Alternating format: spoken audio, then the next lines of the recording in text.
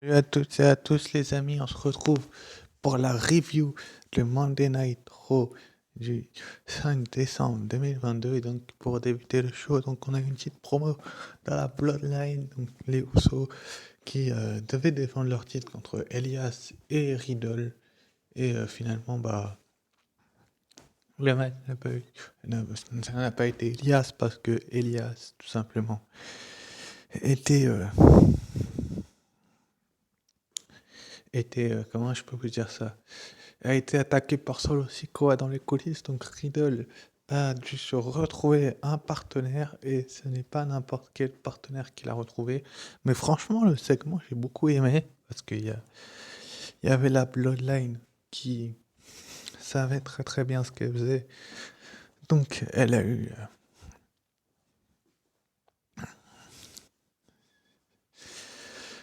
eu une grande importance sur ce qu'elle pouvait faire. Donc la Bloodline était bien là présente pour, euh, pour finalement se faire interrompre par Riddle, parce qu'ils pensaient, ils pensaient qu'ils défendraient pas leur titre, donc ils ont été interrompus par Riddle. Il leur a dit: les gars, si vous allez défendre votre titre, j'ai un partenaire, et ce partenaire est nul autre que un certain ami de, enfin ami, l'un de mes lutteurs préférés à la WWE, c'est nul autre que Kevin Owens, KO. Donc KO et Riddle qui ont eu la chance, l'opportunité d'avoir une chance pour le Undisputed Tag Team Championship. Donc c'est plutôt une bonne chose que Riddle et KO, qui ont donc Riddle et Kevin Owens, aient eu cette opportunité-là, même si je pense que on savait très bien que la WWE cherche à occuper en fait ses champions par équipe, et on savait très bien le résultat. Enfin, le résultat était prévisible. Encore une fois, il était prévisible, et donc finalement, les Usos ont remporté ce match. Oui, oui, j'ai bien dit les Usos. Les Usos ont gagné. Les Usos sont la meilleure équipe actuellement du côté de la WWE, donc on va bien voir dans les prochaines semaines ce qu'ils réservent aux Usos. Mais en tout cas, ce match-là, il a souri aux Usos, parce que les Usos étaient tout simplement sur le devant de la scène, donc c'est plutôt une bonne chose que les Usos aient fait un match face à Riddle et Kevin Owens, même si je pense que ils auraient pu faire autrement et mettre quelqu'un d'autre que Kevin Owens. Mais c'est bien les Usos qui ont gagné. Ensuite, après le match, ils ont essayé d'attaquer Riddle, mais Kevin Owens a chassé les Usos, et ça, malheureusement pour Riddle, il en restait un. Il restait Solo Sikoa, donc Solo Sikoa, qui a littéralement détruit Riddle, tout simplement. Donc, et je m'excuse encore une fois pour la review de SmackDown que je n'ai pas pu faire parce que j'avais un petit peu la flemme et j'étais fatigué. Bref, ça arrive.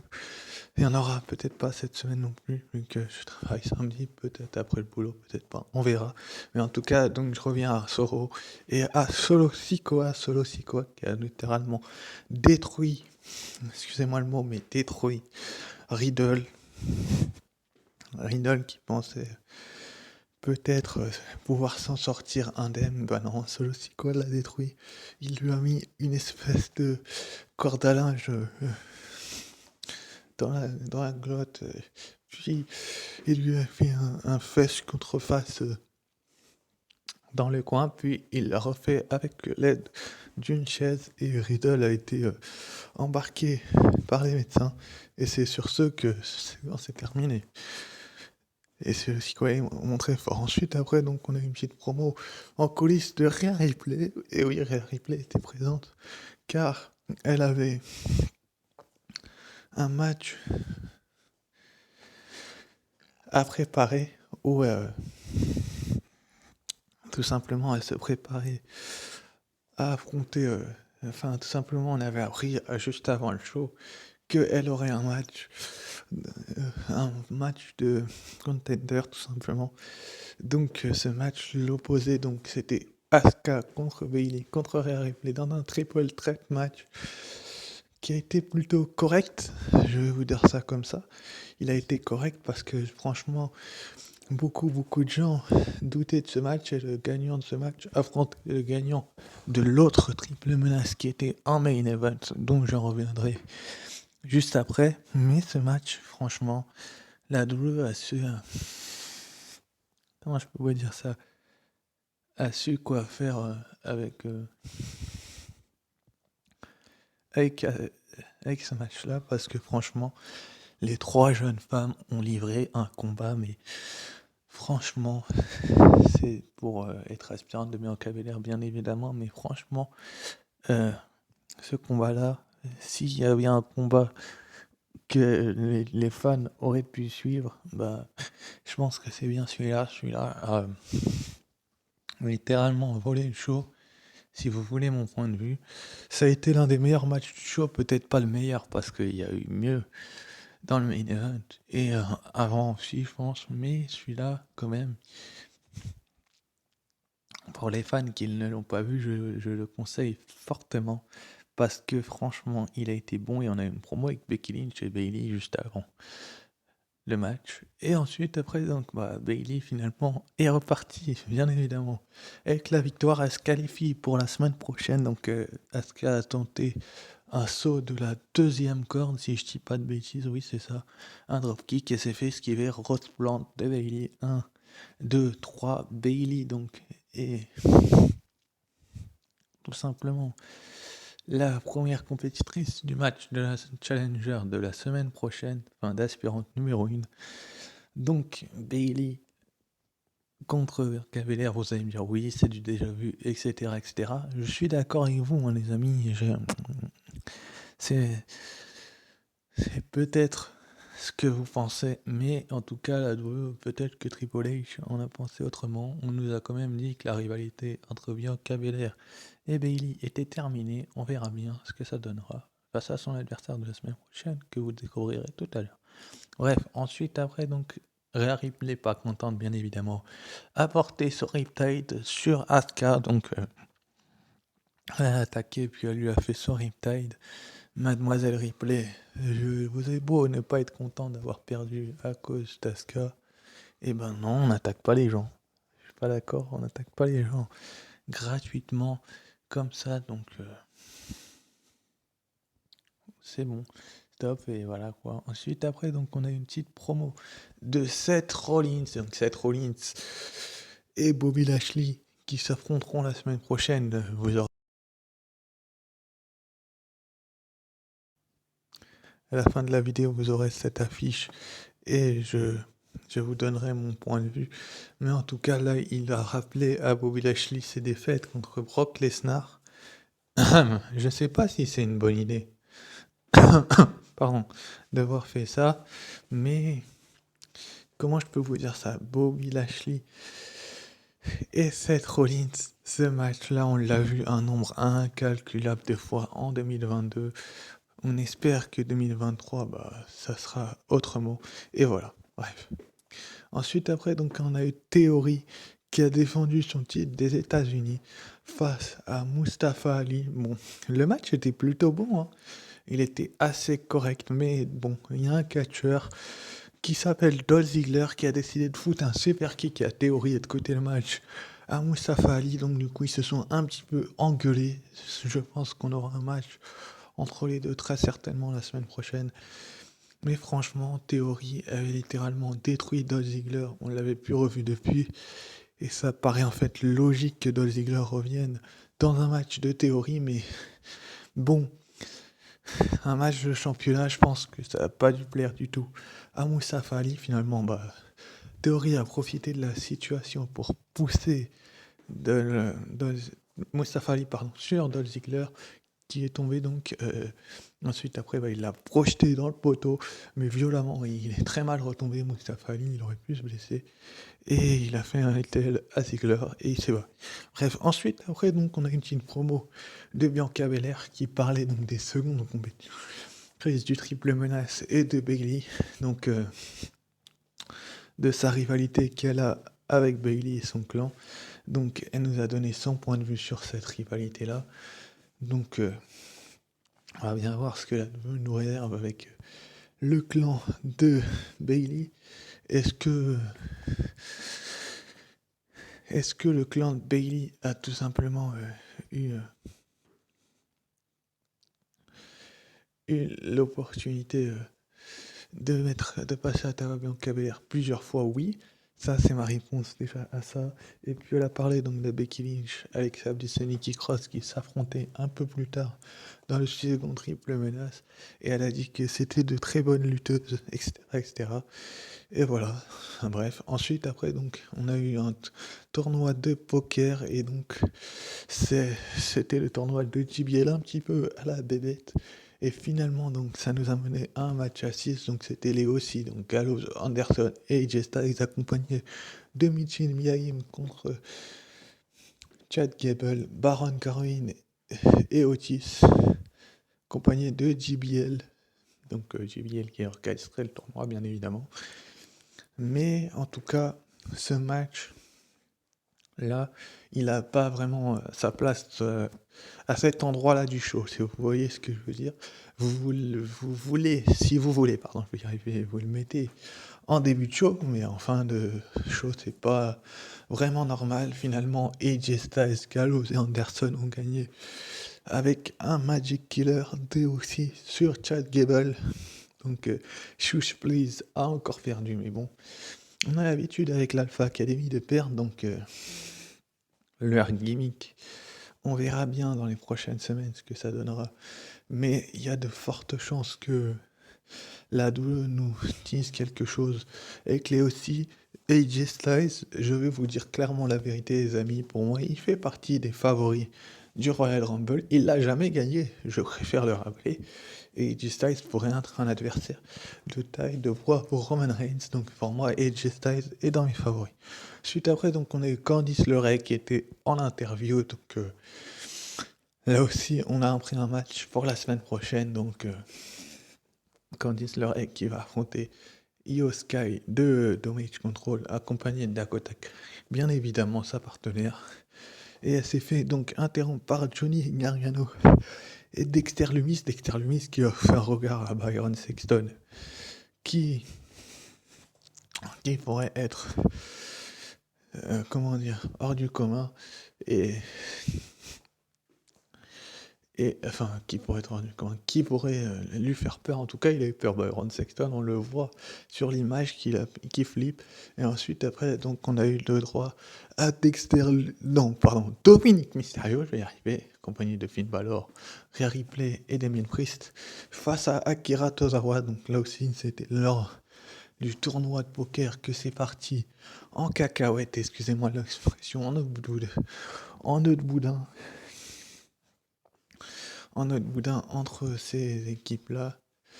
Est-ce que la WWE peut nous faire en sorte que Dominic Mysterio soit arrêté d'être mis en avant autant? Franchement, les suplex, trios suplex sur Akira Tozawa, un petit peu pour provoquer son papa, on a compris quoi.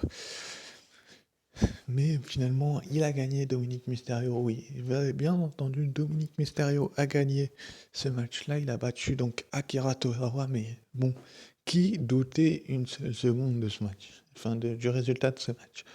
Personne, je pense que beaucoup d'entre vous savaient où Dominic Mysterio allait s'arrêter. Dominic Mysterio qui peut être aussi dans les favoris du Rumble, non, mais son leader, Finn Balor ou Damien Priest peuvent être, par contre, ça peut être une alternative intéressante pour le champion, mais là on parle bien évidemment de Dominic Mysterio qui voilà quoi, a gagné son match. Ensuite après, donc on a eu Alexa Bliss qui s'entraîne dans les coulisses avec Lily qui la regarde, bien évidemment. Et le signe de Bray Wyatt un petit peu plus loin, vous pouvez l'apercevoir sur l'image. Donc Alexa Bliss qui se prépare pour son match. Jusque-là, tout va bien, vous allez me dire. Mais après, avec le regard de du personnage de Bray Wyatt et Lily qui la regarde s'échauffer, c'est un petit peu plus étrange, si vous voyez ce que je veux dire. Est-ce qu'il nous tease un petit heel turn d'Alexa Bliss depuis le temps qu'on nous en parle? J'aimerais beaucoup que ce soit le cas, parce que à un moment donné, la douleur sait pas trop quoi faire de d'Alexa Bliss et ça peut être intéressant. Ensuite, après, donc on a eu Becky Lynch qui se préparait elle aussi dans un autre endroit en coulisses. Donc là, c'est un peu plus sobre. Comment je peux vous dire ça? Un peu mieux organisé, c'est-à-dire qu'il n'y a personne qui la regarde, elle se prépare pour son match et on la sent et on sent qu'elle est prête et qu'elle va tout donner pour tout simplement voler le show, la vedette, à qui vous voulez. Mais en tout cas, Becky Lynch se prépare pour son match. Et c'est vraiment intéressant de la part de la WWE de faire en sorte que Becky Lynch se prépare pour son match face à Alexa Bliss et Nikki Cross. Alexa Bliss, donc, que je vous avais dit tout à l'heure, peut être valable pour Becky Lynch. Enfin, je sais pas trop, mais Becky Lynch vient de faire un faster, donc ça serait un petit peu plus étonnant. Finalement, donc Becky Lynch a fait un mandible slam à Nikki Cross sur le bord du ring, alors que le match était, comment dire, excellent, parce que on a bien vu que les trois jeunes femmes savaient ce qu'elles faisaient, c'est-à-dire qu'elles savaient très bien où elles allaient en arriver à l'arrivée. Donc, franchement, Becky Lynch, Nikki Cross, Alexa Bliss, ça a été pour moi le match de la soirée, avec le match des Usos qui était un petit peu court mais qui a été bon aussi, et l'autre triple menace que remportait Bayley. Celui-là était un des matchs de la soirée, si ce n'est le match de la soirée, parce qu'on a bien vu que Becky Lynch était tout simplement la plus forte dans ce match, qu'elle était montrée forte et que tout simplement Nikki Cross ne faisait pas le poids et Alexa Bliss non plus. Donc je vais revenir sur ce qui s'est passé après, bien évidemment, parce que si les adversaires ne font pas le poids et que vous allez me dire qui a gagné, et bah je vais vous expliquer ce qui s'est passé pour Becky Lynch une fois qu'elle a porté son Man Slam sur la première. Regardez, Dakota Kai et Io Sky, donc les champions par équipe de la WWE, sont arrivés et ont attaqué Becky Lynch. Enfin, Becky Lynch voulait faire le tomber, ils l'ont tiré en dehors du ring, elles l'ont attaqué sur le bord du ring, donc enfin à l'extérieur. Elle s'est fait attaquer, littéralement démolir un petit peu, si vous voyez ce que je veux dire. C'est-à-dire qu'elles l'ont tiré et puis elles ont commencé à lui mettre des coups et tout. Quand Becky Lynch a commencé à revenir, à un moment donné, elle a essayé de mettre un coup de pied sur Dakota Kai et sur Io Sky, mais elles l'ont retenu sa jambe. Et ensuite, après, elles lui ont fait une powerbomb sur la table des commentateurs que Nikki Cross avait préparé pendant le match, comme si le spot était prévu. Bref, donc Becky Lynch, vous vous doutez bien qu'après être passé à travers une table, vous pouvez l'exclure de l'équation. Enfin, l'exclure, comment je peux vous expliquer ça? La mettre en dehors d'une victoire. Mais bon, après, est-ce que la WWE savait quoi faire? Et bah la réponse est oui. Alexa Bliss va en profiter, enchaîner avec un twist et Bliss du haut de la troisième corde. 1, 2 et 3. Regardez qui est l'adversaire de Bayley la semaine prochaine. Alexa Bliss. On nous a teasé avec Bray Wyatt ce qu'il savait, ce qu'il préparait de faire. Donc ils nous ont teasé ça avec Bray Wyatt qui l'a regardé s'échauffer, avec Lily qui l'a regardé aussi. Et là, ils lui font gagner le second triple menace, même s'il y a eu une intervention de Damage Control. Sans l'intervention, je pense pas qu'Alexa Bliss aurait pu gagner, ça aurait été Becky Lynch, mais bon, on sait très bien ce que la WWE nous prépare, enfin je pense savoir ce qui va se passer la semaine prochaine. Becky Lynch va vouloir se venger, et quoi de mieux que de coûter le match à la leader de Damage Control. On verra bien si ça arrivera, mais en tout cas, la victoire d'Alexa Bliss, depuis le temps qu'elle réclame qu'elle veut un match de championnat, je pense que ce serait en fait logique. Et puis en plus, ça lui fait une nouvelle victoire après War Games, donc c'est plutôt une chose intéressante que de faire gagner Alexa Bliss, quoi. Même si elle a un petit peu disparu de la circulation pendant un petit bout de match, elle a quand même gagner. Voilà, regardez son joli sourire. Alexa Bliss, après sa victoire, franchement, les amis, je vous dis la vérité, sans l'intervention de Dakota Kai et de Io Sky, je pense pas que Alexa Bliss aurait gagné, mais là, finalement, elle s'impose, elle se place en candidate pour un futur match de championnat, tout simplement. Parce que, comment je peux vous dire ça?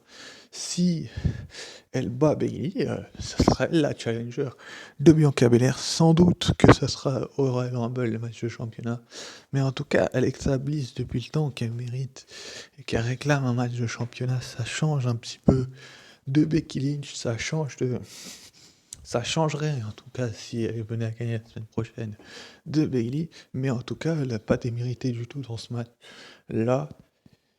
Mais elle n'est pas passée loin de la défaite, malheureusement pour elle, mais elle s'en est sortie grâce à une intervention de Damage Control. Bon, vous allez me dire qu'elle a un petit peu profité de la situation, c'est pas faux, mais bon, c'est comme ça, regardez cette belle image. Donc la semaine prochaine, Bayley, Alexa Bliss, franchement, ce match-là, qui qui aurait imaginé une seule seconde quand les deux matchs ont été annoncés que ce serait soit celui-là la semaine prochaine entre Alexa Bliss et, et Bayley, c'est peut-être le main event de la semaine prochaine ou pas, on sait pas trop, ce sera peut-être Seth Rollins contre Lashley aussi que je vous parlerai juste après.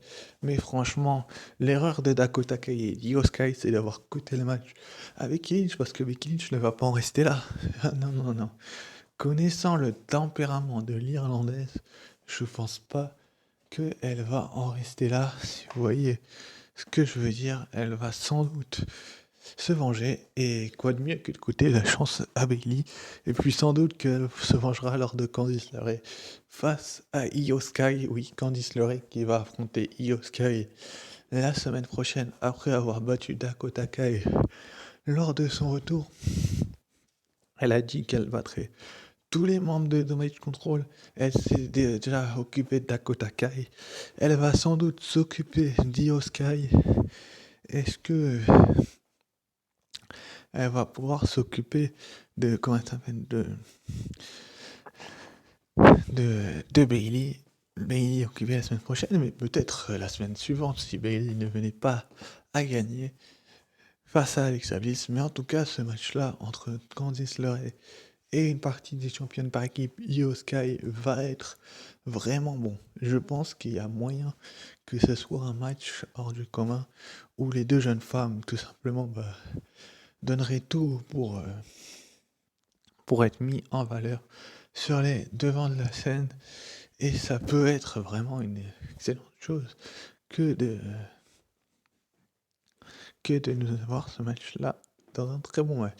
Peut-être le main event de la semaine prochaine sera celui-là, un match d'aspirant numéro 1 pour le titre des États-Unis, donc de Almighty Bobby Lashley contre Seth freaking Rollins. Donc là, on n'a pas eu de combat de qualification, etc., comme pour les femmes, pour le titre de Bianca Belair, mais le gagnant de ce match, à mon avis, sera face à Austin Theory du côté du Royal Rumble en 2023, ou peut-être avant, comme pour les femmes, ça sera avant, mais ça m'étonnerait.